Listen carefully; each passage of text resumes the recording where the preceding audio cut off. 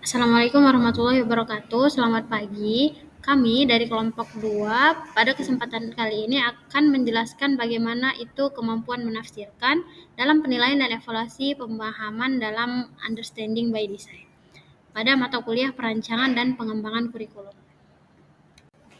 Di mana anggota dari kelompok kami adalah yang pertama Ade Rukaya Lubis, Isra Ratnasari, Nurul Iza, dan Yunia Hervina.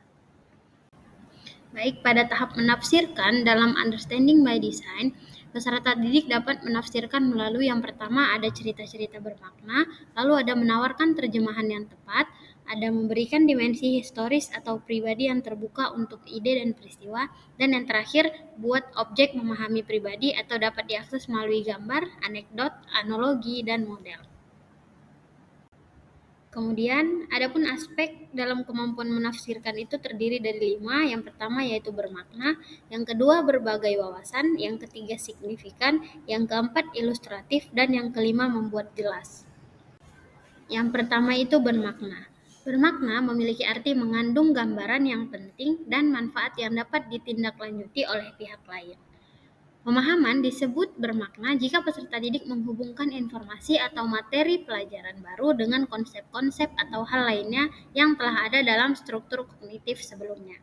Dalam pemahaman atau menafsirkan disebut bermakna jika penafsiran tidak sekedar menghafal konsep-konsep atau fakta-fakta belaka, tetapi kegiatan menghubungkan konsep-konsep untuk menghasilkan pengalaman yang utuh sehingga konsep yang dipelajari akan dipahami secara baik dan tidak mudah dilupakan.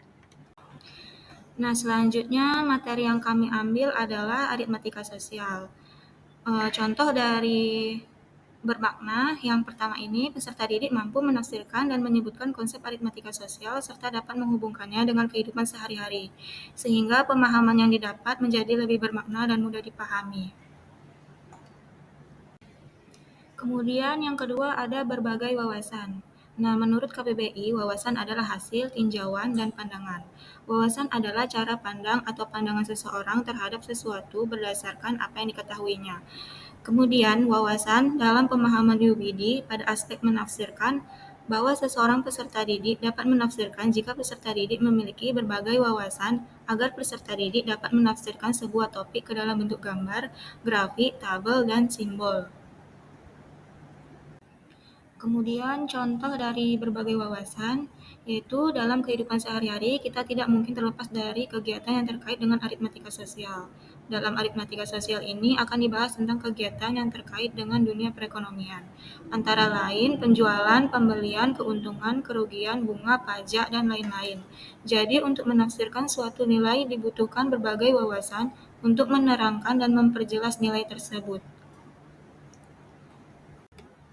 Baik, adapun selanjutnya yaitu signifikan, yang dimana artinya itu benar, berarti, bermakna, istimewa, penting, relevan, dan substansial.